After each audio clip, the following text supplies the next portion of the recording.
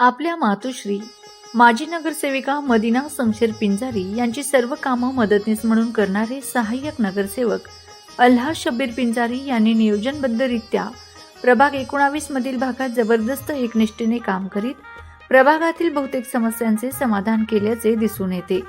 एवढेच नव्हे तर नगरसेविका पदाची कारकीर्द संपूर्ण ही जी कामे त्यांनी मंजूर करून घेतली होती अशी कामे सलग करताना ते दिसून येत आहेत।